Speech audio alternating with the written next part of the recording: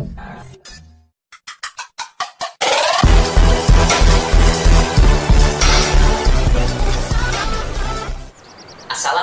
warahmatullahi wabarakatuh. Hi everybody, how are you today? I hope all of you are fine. Okay, back again to physics class with me, Ahmad Haikal Al-Faruqi. Okay, before study, let's pray together. Pray, begin.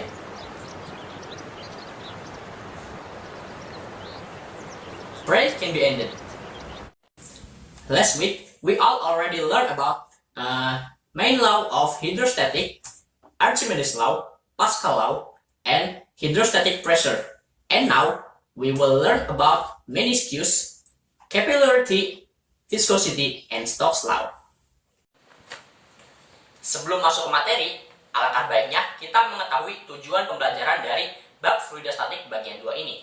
Yang pertama, mengetahui peristiwa-peristiwa dalam kehidupan sehari-hari berkaitan dengan gejala meniskus, kapilaritas, viskositas, dan hukum Stokes. Yang kedua, setelah kita mengetahui, kita harus memahami prinsip-prinsip meniskus, gejala kapilaritas, viskositas, dan hukum Stokes. Lalu, setelah kita tahu dan paham, kita harus menerapkan prinsip-prinsip tersebut dalam kehidupan sehari-hari. Oke, langsung saja kita saksikan video berikut ini. Kalian pernah nggak sih waktu dulu praktikum masukin air ke gelas ukur, tapi pas pengen diukur, airnya nggak lurus, malah ngebentuk cekungan. Nah, kenapa ya itu bisa terjadi? Tuh, lihat kan, nggak lurus. Kok bisa sih nggak lurus gitu? Nah, supaya kalian nggak penasaran, lihat materi 1 ya. Terus kenapa ya bebek bisa ngambang di atas air dan nggak tenggelam? Padahal kan airnya dalam. Apa jangan-jangan bebek belajar jurus dari Naruto? Kayaknya enggak deh. Nah, kalau kalian mau ngambang kayak bebek, kalian harus belajar fisika. Nah, setelah melihat video tadi, kalian penasaran gak sih kenapa hal tersebut bisa terjadi? Oke, kalau kalian penasaran, kalian dengarkan dan simak baik-baik penjelasan materi berikut ini, supaya kalian gak penasaran lagi. Oke, sebelum kita mempelajari tentang meniskus, gejala kapilaritas, viskositas, maupun hukum Stokes, kita harus mempelajari dulu nih tentang salah satu penyebab dari 4 gejala tersebut. Yang pertama, ada gaya kohesi. Gaya kohesi adalah gaya tarik-menarik antara 2 partikel atau lebih yang sejenis. Nah, gaya kohesi ini menyebabkan suatu zat tidak dapat menempel pada permukaan zat yang lain. Selanjutnya yang kedua ada gaya adesi. Gaya adesi merupakan kebalikan dari gaya kohesi, di mana gaya adesi adalah gaya tarik-menarik antara 2 partikel atau lebih yang tidak sejenis. Nah, gaya adesi ini menyebabkan suatu zat dapat menempel pada zat yang lainnya. Oke, materi yang akan kita pelajari pertama adalah meniskus. Ada yang tahu apa itu meniskus? Biasalah. Ya, benar. Meniskus adalah bentuk kurva ke atas atau meniskus cembung maupun bentuk kurva ke bawah atau meniskus cekung yang terlihat di bagian atas suatu zat cair dalam suatu wadah. Nah, meniskus sendiri disebabkan oleh gaya kohesi maupun adesi. Bisa dilihat pada gambar di samping ada 2 cairan ya. Yang pertama cairan merkuri dan cairan H2O, di mana pada cairan merkuri itu terjadi meniskus cembung. Lalu pada H2O terjadi meniskus cekung. Nah, kita lihat tuh permukaan bagian atas cairannya yang untuk merkuri membentuk ke atas yakni cembung. Sementara untuk yang H2O bentuknya mengarah ke bawah atau cekung. Nah, di sini ada perbedaan antara meniskus cekung dan meniskus cembung. Kita bisa lihat pada meniskus cekung itu contohnya pada air yang ada dalam wadah ya. Pada meniskus cekung gaya kohesinya lebih kecil daripada gaya adesinya. Karena kan gaya kohesi itu gaya tarik-menarik antara 2 partikel yang sejenis. Nah, pada partikel air gaya tarik-menariknya itu tidak lebih besar dari gaya adesinya, sehingga banyak air yang menempel pada dinding pipa tersebut, sehingga terjadilah meniskus cekung. Nah, pada meniskus cekung sendiri besar sudutnya, sudut kontaknya itu kurang dari 90 derajat, sehingga bentuknya cekung seperti ini ya. Nah, lalu yang kedua ada meniskus cembung. Meniskus cembung itu contohnya pada cairan merkuri. Nah, kita bisa lihat di gambar cairan merkuri yang diletakkan ke dalam pipa kapiler, di mana gaya kohesinya itu lebih besar daripada gaya adesi. Karena kita tahu sendiri merkuri itu gaya kohesinya lebih besar dari gaya adesi, sehingga tidak menempel pada dinding permukaan pipa kapilernya. Nah, untuk sudut kontaknya sendiri, untuk meniskus cembung itu lebih dari 90 derajat, sehingga bentuknya cembung. Di video awal tadi, kita kan sudah ngeliat tuh, ada bebek, kenapa bebek itu bisa ngambang di atas permukaan air.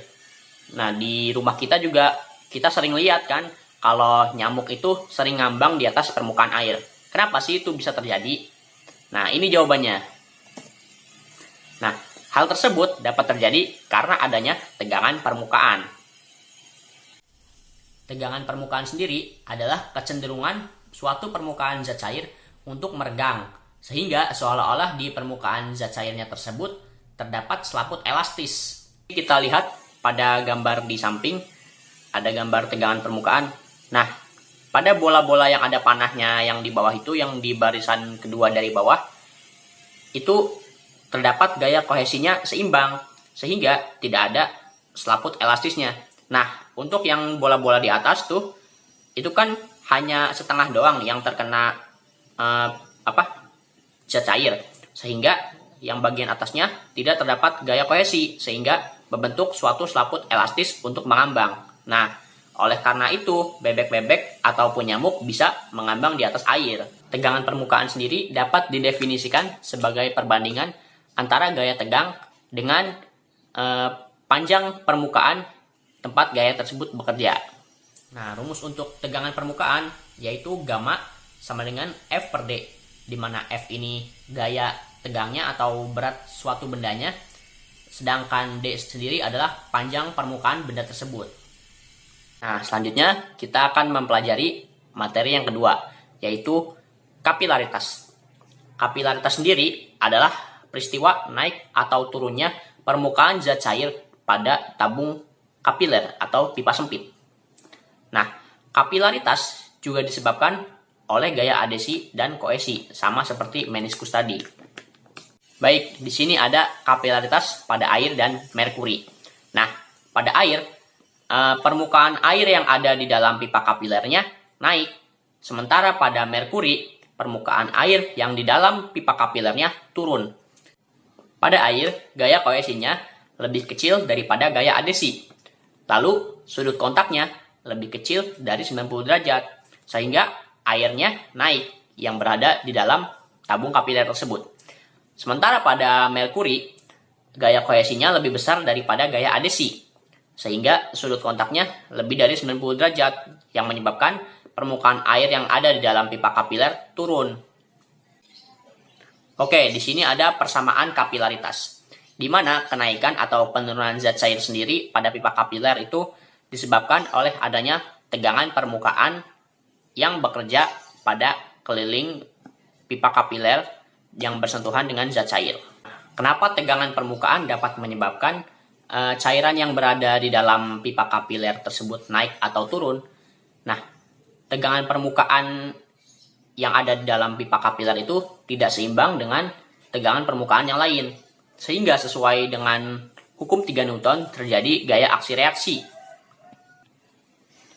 di mana pipa akan melakukan gaya yang berlawanan dengan arah zat cair, tapi nilainya tetap sama.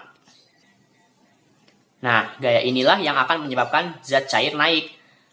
Nah, zat cairnya sendiri akan berhenti naik atau turun ketika berat zat cair yang berada di dalam wadah yang lebih besarnya itu sama dengan gaya angkat dari zat cair yang berada di dalam pipa kapiler, sehingga W sama dengan F. Nah, lalu nilai F-nya ini kita ganti dengan M kali percepatan gravitasi bumi atau M kali G. Nah, massa sendiri kan dapat kita ganti dengan Rho kali V, sehingga W sama dengan Rho V kali G. Nah, untuk volumenya sendiri ini kan berada dalam tabung. Nah, untuk volume tabung itu kan Pi R kuadrat T. Nah, T-nya itu kan tinggi. Jadi, W sama dengan Pi W sama dengan rho pi R kuadrat H kali G. Nah, lalu ada komponen gaya vertikal yang menarik zat cair agar naik setinggi H. Komponennya itu adalah F sama dengan gamma cos theta dikali 2pi. Nah, bisa kita tulis menjadi F sama dengan 2pi RY cos theta. Di sini kita ganti gaya yang menyebabkan zat cairnya naik itu dengan persamaan yang kita dapatkan tadi, yakni F sama dengan rho pi R kuadrat Hg. Sehingga persamaannya menjadi rho pi R kuadrat Hg sama dengan 2pi R gamma cos theta. Nah, kita kan mau mengetahui berapa ketinggian zat cairnya tersebut, sehingga H sama dengan 2 gamma cos theta per rho kali G kali R. Nah, untuk keterangannya, H sendiri adalah kenaikan atau penurunan yang terjadi di dalam pipa kapiler tersebut. Lalu untuk gammanya itu adalah tegangan permukaan, tetanya itu sudut kontak antara zat cair dengan pipa kapilernya, lalu rho adalah massa jenis air, dan R adalah jari-jari dari tabung tersebut. Kita akan melakukan sedikit eksperimen di mana kita akan melakukan eksperimen tentang gejala kapilaritas yang menunjukkan bahwasanya fluida itu mengalir melalui celah sempit. Nah, di sini kita punya 5 buah gelas yang 3 memiliki warna yaitu merah, kuning, dan hijau, sementara 2 gelas lainnya kosong, tidak berisi air. Nah, di sini kita menggunakan media tisu sebagai perantaranya. Jadi nanti air dari gelas yang berwarna akan berpindah ke gelas yang kosong. Kita akan membuktikan tentang gejala kapilaritas. Ya, ini kita rekam dalam rekaman cepat karena memang butuh waktu yang sangat lama untuk airnya berpindah. Tuh, kita bisa lihat air yang dari gelas kuning sebelah kanan sudah mulai menetes.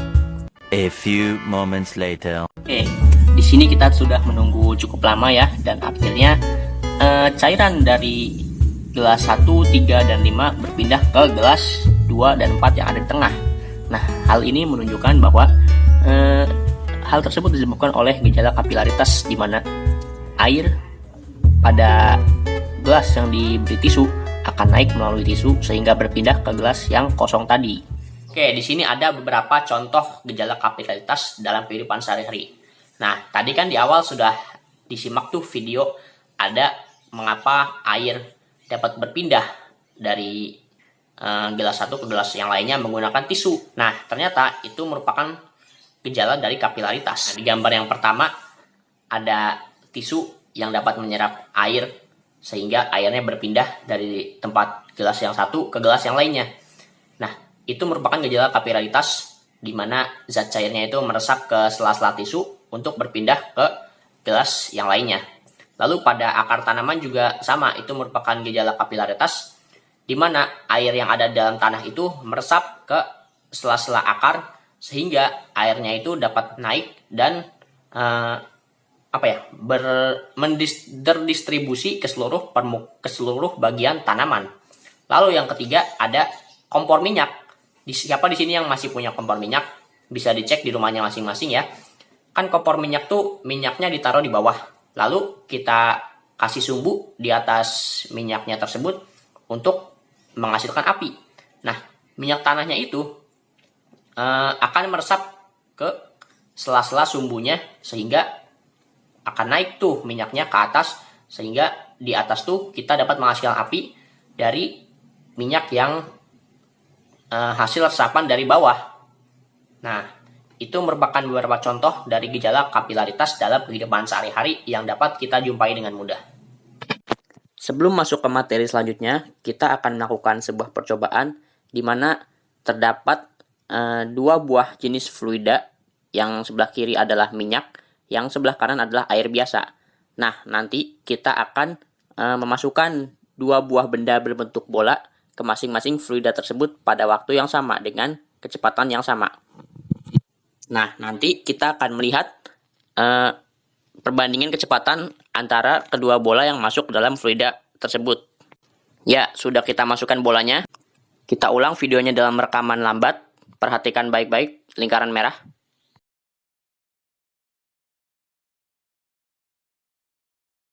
Nah, terlihat pada lingkaran kuning bahwa di air bola lebih cepat bergeraknya, sementara pada minyak bola lebih lama untuk turun ke bawahnya. Nah, selanjutnya kita akan mempelajari tentang viskositas. Apa itu viskositas? Viskositas adalah ukuran yang menyatakan besar atau kecilnya gesekan pada suatu fluida, atau simpelnya kita bisa sebut itu sebagai kekentalan. Jadi, pada suatu fluida terdapat kekentalan, di mana jika semakin besar viskositas atau kekentalan fluidanya, maka semakin sulit fluida tersebut untuk mengalir dan semakin sulit pula benda tersebut bergerak di dalam fluida tersebut. Nah, jadi terdapat rumus untuk koefisien viskositas atau bisa kita tulis sebagai eta sama dengan K kali P kali D per V, di mana K sendiri adalah konstanta, P adalah tekanan, D diameter, dan V adalah kecepatan. Nah, kan tadi di awal udah dikasih video tuh, ada perbandingan dari dua buah bola atau kelereng yang dicelupkan ke dalam dua buah cairan. Ada air biasa sama minyak goreng. Nah, kecepatan masing-masing bola tersebut berbeda-beda. Nah, kenapa itu bisa terjadi? Hal tersebut diakibatkan oleh perbedaan kekentalan atau viskositas dari kedua cairan tersebut. Antara air dengan minyak goreng itu viskositasnya berbeda. Nah, jika pada fluida yang mempunyai viskositas eta terdapat benda yang bergerak dengan kecepatan V, maka benda tersebut akan mengalami gaya gesek fluida yang biasa disebut sebagai gaya Stokes, di mana gaya Stokes sendiri dapat dituliskan sebagai Fs sama dengan K eta V. Nah, besaran K sendiri itu adalah konstanta yang bergantung pada bentuk geometris sebuah benda yang dicelupkan ke dalam fluida tersebut. Menurut Stokes, itu untuk bendanya, jika bendanya bola, maka nilai K-nya itu sama dengan 6 PR. Nah, jika benda yang bergeraknya bola, maka kita bisa ganti tuh nilai K-nya dengan 6 PR, sehingga Fs atau gaya Stokesnya sama dengan 6 PR eta V. Nah, kita lihat gambar di samping. Gaya Stokes ini kan gaya gesek yang mengangkat benda itu ke atas, yang berlawanan dengan gaya berat dari si benda tersebut. Nah, kita lihat gambar di samping, sesuai dengan hukum Stokes bahwa semakin cepat gerakan si bendanya, maka semakin besar pula gaya geseknya. Nah, kita lihat benda di samping, sehingga hal ini menyebabkan berat bola harus seimbang dengan gaya gesek dan bola tersebut jatuh dengan kecepatan konstan V. Jadi, pada suatu fluida itu, kan kita misalkan nih menjatuhkan sebuah benda bola ke dalam suatu fluida. Nah, kan dia akan bergerak pelan lalu semakin cepat sampai akhirnya sampai ke kecepatan konstan. Nah, sehingga W-nya itu sama dengan Fs atau gaya angkatnya tersebut. Sehingga kita bisa tulis Mg sama dengan 6 PR eta kali V. Nah, tadi kan di video yang awal itu ada bola dimasukkan ke dalam minyak dan air. Nah, bolanya itu, jika suatu bolanya itu dijatuhkan bebas ke dalam fluida yang kental, kecepatannya akan meningkat akibat pengaruh dari gravitasi bumi, sehingga mencapai kecepatan konstan yang paling besar saat dicemplungkan tuh kan bolanya, dia kecepatannya awal, lalu semakin lama semakin cepat karena pengaruh gravitasi bumi, dan akhirnya mencapai kecepatan konstan terbesar. Nah, kecepatan konstan terbesar ini disebut sebagai kecepatan terminal. Persamaan kecepatan terminal sendiri diperoleh dari hasil peninjauan hukum 1 Newton, di mana apabila resultan gaya yang bekerja pada suatu benda sama dengan 0, maka benda tersebut akan tetap bergerak dengan kecepatan konstan atau tetap diam. Nah, di sini kan bendanya tersebut bergerak dengan adanya gaya Archimedes dan juga gaya S atau gaya Stokesnya yang sebanding dengan nilai berat benda tersebut, sehingga benda tersebut bergerak dengan kecepatan konstan. Nah, kita ganti gaya Archimedesnya ini dengan rho F kali V kali G. Nah, V di sini itu adalah volume bendanya tersebut untuk gaya Archimedes. Lalu untuk gaya Stokesnya 6 PR eta kali V. Nah, V di sini adalah kecepatan bendanya atau kecepatan terminal yang akan kita cari. Lalu sama dengan MB kali G. MB itu adalah massa bendanya dan G-nya percepatan gravitasi bumi. Nah, kita ganti volumenya dengan volume bola, yakni 4/3 PR pangkat 3, sehingga rho F kali 4/3 PR pangkat 3 dikali G ditambah 6 PR eta kali V. Nah, untuk massa sendiri kan bisa kita cari dengan massa jenis dikali volume. Sehingga massanya kita ganti dengan 4/3 PR pangkat 3 dikali rho B atau massa jenis bendanya tersebut dikali G percepatan gravitasi. Sehingga kita coret 4/3 PR-nya. Sehingga diperoleh nilai untuk kecepatan terminalnya V sama dengan 2R kuadrat G per 9 eta dikali massa jenis benda dikurangi massa jenis fluida. Nah, keterangannya bisa dilihat sendiri ya. V itu kecepatan terminal, V kecil, terus eta itu koefisien viskositasnya. Untuk R-nya itu jari-jari bola, sedangkan G-nya percepatan gravitasi bumi, rho B-nya itu massa jenis benda, dan rho F-nya itu massa jenis fluida. Oke, ternyata ada beberapa faktor yang mempengaruhi viskositas dari sebuah fluida. Yang pertama ada tekanan. Pada fluida cair, itu viskositasnya akan naik seiring naiknya tekanan. Sementara pada fluida gas, itu tidak dipengaruhi oleh tekanan. Lalu yang kedua, ada temperatur atau suhu.